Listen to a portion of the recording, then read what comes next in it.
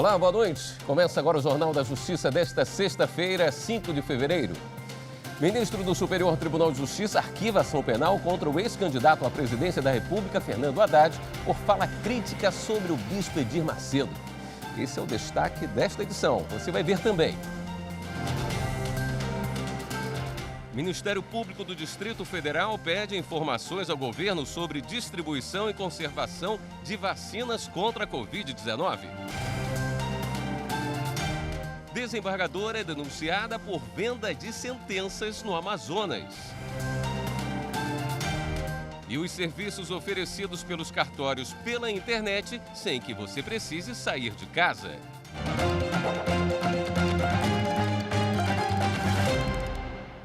O ministro do Supremo Tribunal Federal, Ricardo Lewandowski, negou a Sérgio Cabral o compartilhamento das mensagens encontradas durante a Operação Spoofing que digam respeito ao ex-governador do Rio de Janeiro.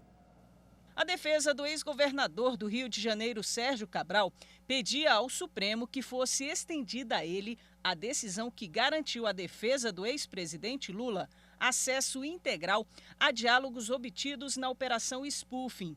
A defesa de Cabral pedia a aplicação de um dispositivo do Código de Processo Penal que permite que a decisão sobre um dos réus possa ser aplicada a outro, desde que as circunstâncias não sejam exclusivamente pessoais. Para o ministro Ricardo Lewandowski, não ficou comprovada a semelhança entre o caso envolvendo Sérgio Cabral e a situação do ex-presidente Lula. E assim, o ministro do STF negou ao ex-governador do Rio de Janeiro acesso às conversas obtidas na Operação Spoofing. O material foi apreendido pela Polícia Federal em julho de 2019, em inquérito envolvendo hackers responsáveis por invadir celulares de autoridades, entre elas procuradores da República, integrantes da Força Tarefa da Lava Jato em Curitiba e o ex-ministro da Justiça, Sérgio Moro. O ministro do Superior Tribunal de Justiça, Sebastião Reis Júnior, arquivou ação penal contra o ex-candidato à presidência da República, Fernando Haddad. Ele estava sendo processado pelo bispo Edir Macedo por injúria e difamação. O ministro do STJ, Sebastião Reis Júnior, deu provimento ao recurso ordinário em habeas corpus do candidato à presidência da República nas eleições de 2018, Fernando Haddad, do PT, para trancar uma ação penal pelos supostos crimes de injúria e difamação pelas críticas feitas ao bispo Edir Macedo em entrevista. O bispo fez uma queixa-crime depois de Haddad ter afirmado durante a campanha eleitoral que o então candidato a presidente Jair Bolsonaro seria, entre aspas, o casamento do neoliberalismo desalmado representado pelo Paulo Guedes, que corta direitos trabalhistas e sociais com o fundamentalismo charlatão do Edir Macedo, fecha aspas. Para o ministro Sebastião Reis Júnior, as palavras de Haddad estavam abarcadas pelo direito de liberdade de expressão e de pensamento. Ao acolher o pedido, o ministro levou em conta o parecer do Ministério Público Federal, que opinou pelo trancamento da ação penal por entender que a manifestação do candidato não ofende a honra subjetiva de Edir Macedo e que, ainda que eventualmente possa ter havido dano cível à imagem da religião ligada ao bispo, Haddad exerceu o seu direito de criticar, o que configura a completa ausência de justa causa para a persecução penal. A Força-Tarefa do Ministério Público do Distrito Federal e Territórios, que fiscaliza as ações de combate à Covid-19, recebeu hoje mais de 90 denúncias de irregularidades na aplicação de vacinas contra a doença. Dessas, 72 diziam respeito a pessoas que foram vacinadas sem fazer parte dos grupos prioritários. Foram registradas situações de fura-fila em 20 locais de vacinação do Distrito Federal. Outra preocupação do Ministério Público do Distrito Federal é quanto à distribuição e conservação de vacinas. O MP pediu informações ao governo local para evitar que doses sejam desperdiçadas. Por enquanto, o Distrito Federal é a unidade da federação com o maior número de vacinados. São mais de 93 mil pessoas imunizadas. Além dos postos de saúde, existe a opção de tomar a dose em estacionamentos como este, no Parque da Cidade, em esquema de drive-thru. E não precisa nem descer do carro. Os familiares que acompanham e os idosos que tomam a vacina dizem que a sensação é de alívio. É o princípio da cura. Então eu, pelo menos, estou satisfeito de ter tomado a vacina. A doença é terrível, Nós estamos vendo aí pessoas morrerem, família perdendo 2, 3 entes de uma vez só, né? Então, para mim, é alívio e até emocionante mesmo. São 4 pontos de vacinação assim ao ar livre. E nesta fase de imunização dos idosos com mais de 80 anos, quem chega para receber a dose espera no máximo 20 minutos. Para garantir que tudo siga sem transtorno e desperdício, o Ministério Público no Distrito Federal montou uma força-tarefa que acompanha de perto a vacinação e já solicitou à Secretaria de Saúde do DF informações sobre armazenamento das vacinas e se será necessário transferir doses para os estados. Verificamos agora, neste último dia, ou nesses últimos dias, uma pouca procura nas unidades, o que requer que nós tenhamos uma atenção especial no sentido do acondicionamento dessas doses, no sentido da manutenção delas em refrigeração adequada, ou até, e é isso que o Ministério Público oficia para a Secretaria, até a imediata redistribuição ou realocamento dessas vacinas. Enquanto os mais jovens precisam aguardar um pouco mais até chegar a vez de tomar a vacina, pessoas como seu Valdemir, de 82 anos, saem do estacionamento esbanjando vitalidade e esperança. Novo Nascimento. Voltar a andar de short aí na rua e jogar uma bolinha. No Amazonas, o juiz Saulo Góes Pinto, da primeira vara da comarca de Itacoatiara, determinou nesta sexta-feira o bloqueio de R$500 mil dos cofres do Estado. Segundo o juiz, o governo do Amazonas não cumpriu determinação anterior da Justiça de transferir pacientes com Covid para locais que possam receber tratamento adequado. De acordo com a Defensoria Pública, 16 pessoas precisam de transferência urgente, sendo que 11 delas precisam de leito de UTI. A Polícia Civil do Distrito Federal desarticulou uma organização criminosa que fazia tráfico de drogas entre Mato Grosso do Sul, Goiás e Distrito Federal. Os líderes eram pai e filho. 5 pessoas foram presas. A Polícia Civil cumpriu mandados judiciais de sequestro de 3 imóveis em Águas Claras e Braslândia, no Distrito Federal, e em Goiânia, no estado de Goiás. 9 veículos, como este carro de luxo, foram apreendidos, além de R$40 mil. As investigações apontam que a quadrilha movimentou pelo menos R$10 milhões. No decorrer da investigação, nós conseguimos apurar que se tratava de uma organização familiar, cujos líderes eram pai e filho. E que, no decorrer da investigação, nós tivemos as informações de que houve um grande acúmulo patrimonial dessas pessoas. A quadrilha vendia todo tipo de droga, mas a maior parte era cocaína. Na operação desta sexta-feira, os policiais descobriram um laboratório de skunk. A quantidade de droga ainda não foi divulgada. Mas o principal foco dessa operação foi a prisão dos líderes da quadrilha e o combate à lavagem de dinheiro. Você descapitaliza e você prendendo as lideranças, você consegue interromper. Até porque o tráfico de drogas, ele envolve outros delitos também, Esse grupo criminoso, nós identificamos também que eles eram responsáveis por venda de armas de fogo. E veja a seguir, Ministério Público denuncia a desembargadora do Amazonas e mais 14 pessoas por venda de sentenças.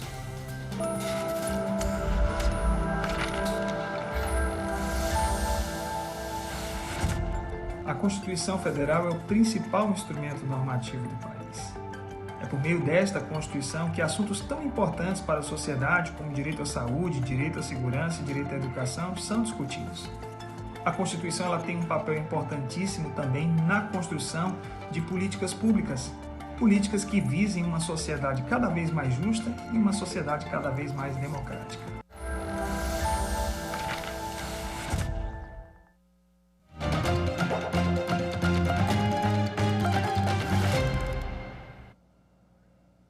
Uma justiça mais acessível a todos. Ano passado, o Conselho Nacional de Justiça autorizou os tribunais do país a implementarem o juízo 100% digital. Mais de 900 varas em 27 tribunais já adotaram o modelo que aumenta a produtividade e celeridade. O judiciário brasileiro pode se tornar muito em breve o mais moderno do mundo. As audiências e sessões se dão exclusivamente por meio de videoconferências, onde tudo é gravado e incluído ao processo com o mesmo valor jurídico das audiências presenciais. Citações e intimações seguem a mesma regra, só pela internet. O modelo digital é optativo. Quem escolhe se quer ou não que o processo tramite de forma virtual é o autor da ação. A decisão é feita na hora da distribuição do processo. Pelo juízo 100% digital, o atendimento remoto é feito em horário de expediente, por telefone, e-mail, aplicativos e até por meio de videochamadas. Foi em outubro do ano passado que o Conselho Nacional de Justiça baixou resolução autorizando os tribunais a adotar as medidas necessárias à implementação de uma justiça em rede. Em São Paulo, em razão da evolução procedimental e tecnológica nos últimos anos, a tramitação nesse formato se tornou possível, fácil e célere. E o tribunal trabalha para que nos próximos meses ocorra a expansão do juízo 100% digital para outras unidades do Estado. O Tribunal de Justiça do Rio Grande do Sul iniciou com a especialização de uma unidade e a digitalização de processos para complementar os processos eletrônicos já em tramitação. Agora, nós estamos na fase final de implantação e acreditamos que a partir de março o juízo 100% digital estará em pleno funcionamento. No Mato Grosso, o projeto piloto teve início em novembro do ano passado em 13 unidades do Judiciário. De acordo com essa juíza, o trabalho remoto tornou a justiça mais célere. Nós esperamos que cada vez mais as partes, os advogados, venham, quando vierem ao Judiciário, peçam o juízo 100% digital para que nós consigamos entregar a prestação jurisdicional com a rapidez que todos querem. Na abertura do ano do Judiciário, o presidente da Suprema Corte, que também preside o CNJ, destacou a importância do serviço online e ressaltou que o Brasil caminha para ser o primeiro país no mundo a ter uma justiça completamente virtual.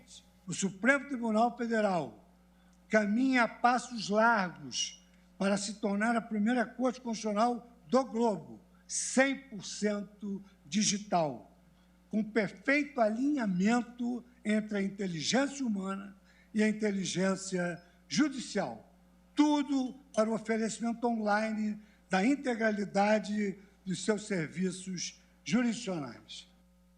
O Ministério Público Federal denunciou uma desembargadora do Tribunal de Justiça do Amazonas e outras 14 pessoas por venda de decisões judiciais. A denúncia foi apresentada ao Superior Tribunal de Justiça. Segundo as investigações, a desembargadora Encarnação Salgado liderava um esquema de venda de decisões judiciais para favorecer membros de uma organização criminosa em Manaus. A magistrada, que já está afastada do cargo, contava ainda com a ajuda de um servidor do tribunal. Cada decisão custava em média R$200 mil.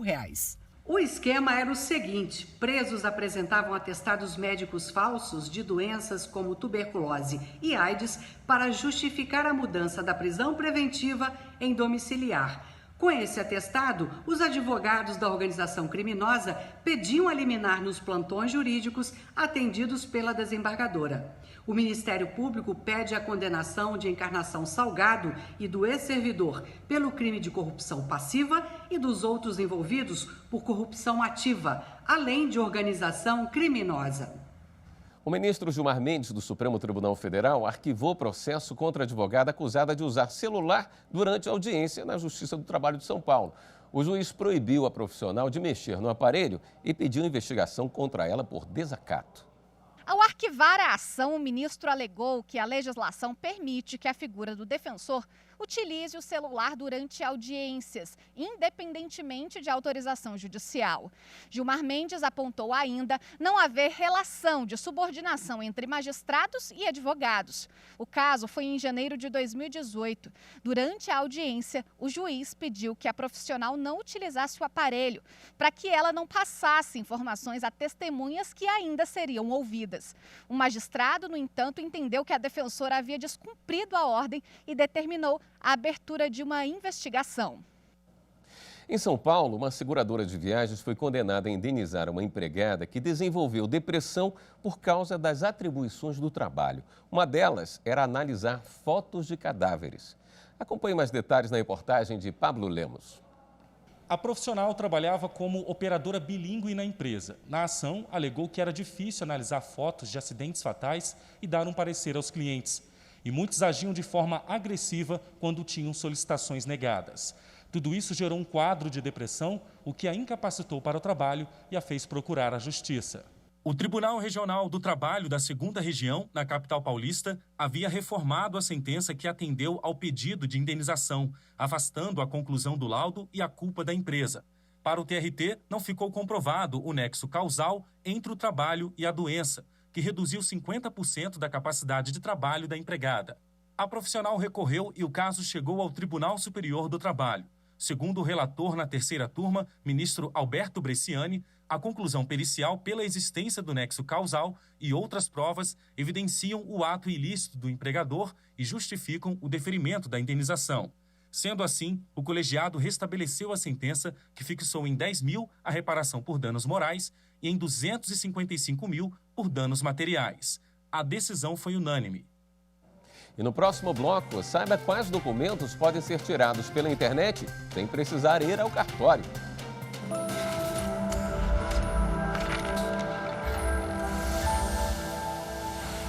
Nossa Constituição, promulgada em 1988, ela trouxe uma nova realidade ao Brasil. Ela incorporou direitos, deveres e parâmetros sociais de observância obrigatória que começaram a pautar o dia a dia coletivo. Dessa forma, em mais de 3 décadas, tendo sido objeto de inúmeras emendas, a Constituição brasileira se mostra cada dia mais moderna e mais vanguardista na proteção dos direitos e garantias fundamentais.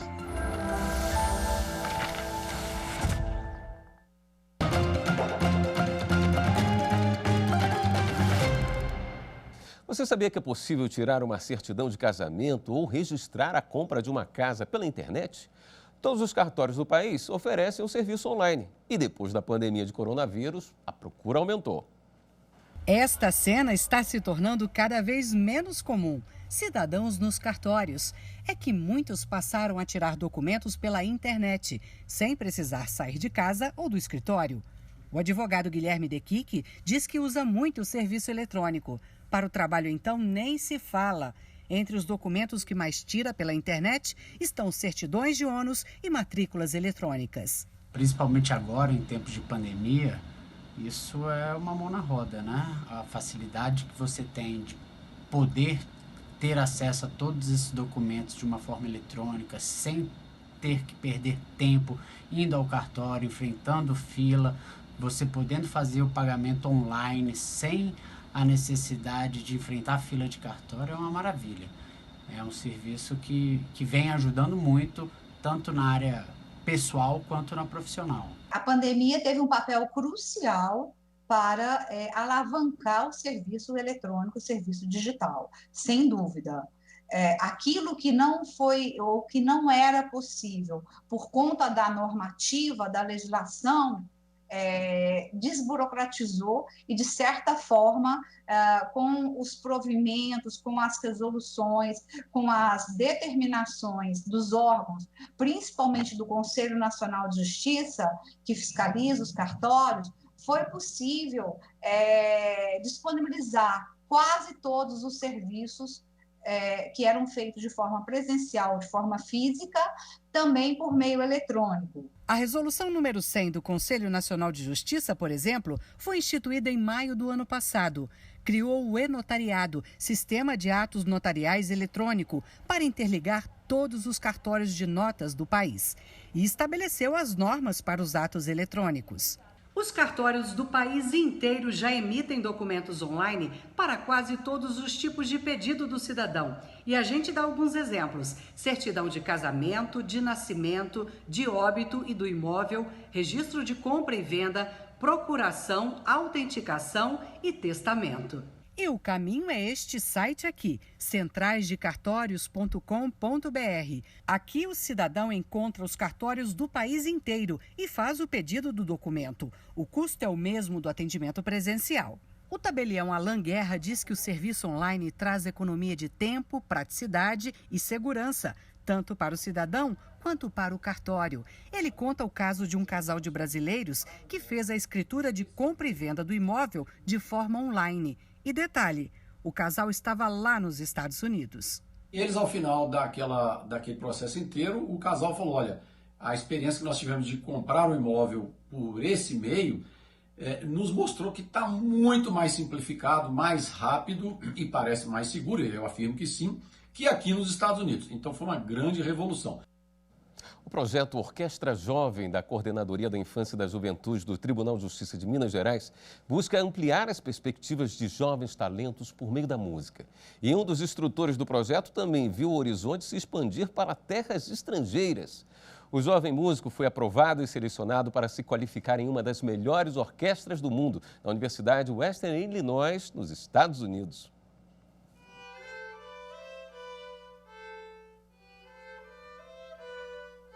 João Pedro Maciel Mota Rocha, 25 anos, é um jovem músico estudioso, disciplinado e focado no que se propõe a fazer.